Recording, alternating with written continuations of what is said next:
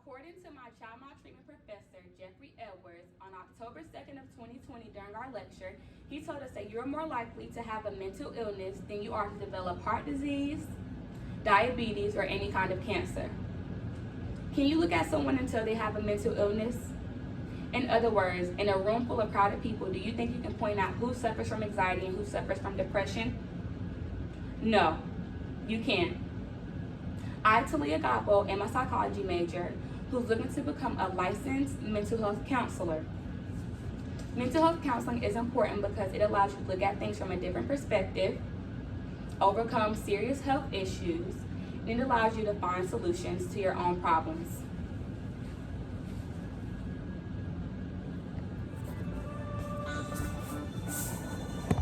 Mental health counseling is focused on people who have issues that are impeding their quality of life, if you will. Counseling for me, for mental health and wellness, is all about trying to help people get the most out of life, to be the best person that they can be, to feel good about themselves. It's not necessarily about being happy, but it's about getting people to a place where they're content with who they are and what they want to do with their life. On October 23rd of 2017, Dr. Lorenz stated in Psychology Today article that most people are hesitant to seek help because they are scared, they have a fear of being judged, they don't think they have a problem, or they just don't want to open up to strangers. Now we're going to talk about looking at life from a different perspective. Your life depends on how you look at it. So it all plays out on how you look at it. If you look at life from a negative perspective, you're going to be negative. But if you live life in a positive perspective, even throughout the negative moments, you can still remain positive. It also allows you to ground yourself and listen to your inner conscience and not your emotions. According to Kendra Cherry, on November 29th of 2019, in her article called The Difference Between Conscious and Cautious, she let us know the definition and the difference between the two.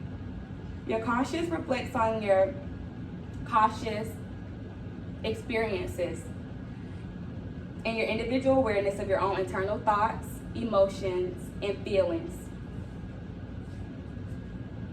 Leading us to reason number 2, overcoming health concerns.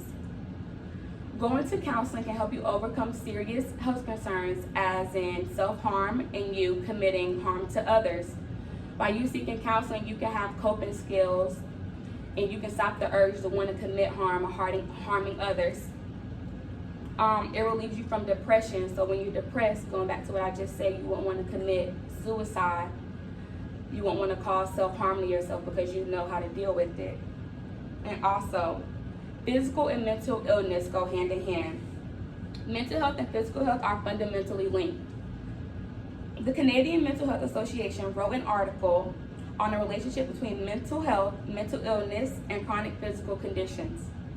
And it stated both the mind and the body are affected by changes to the psychological and emotional process. Your body can experience a range of physical symptoms that can come from the illness itself, or it can come from the treatment of the illness. So your medication can cause you not to want to eat, or your medication can cause you to want to eat more, or your illness can cause you to just be sad and want to stay in your bed.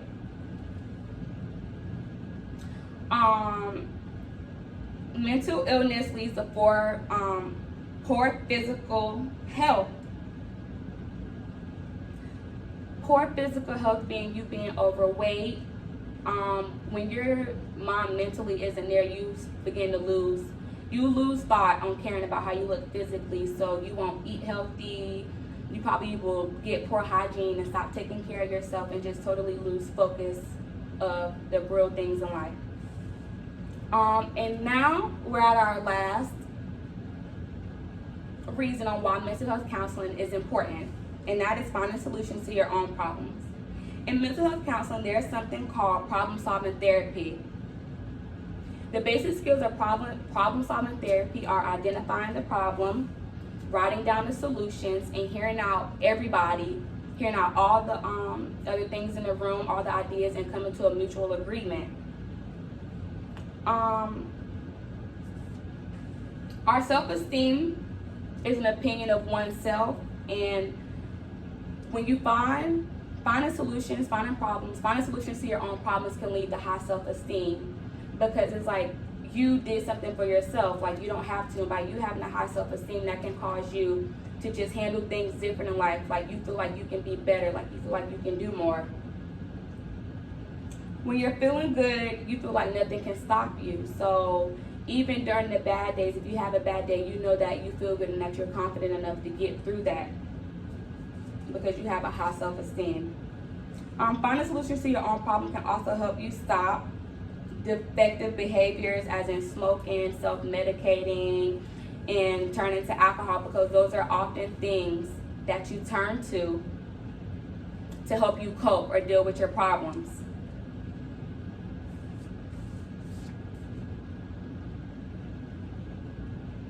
In closing, mental health counseling is important because it allows you to look at things from a different perspective. It allows you to overcome serious health issues, and it allows you to find problems to your own solution. I hope that if you are suffering from a mental illness, that you seek counseling and seek help to become a better person, a better you. That's it. Fuck that.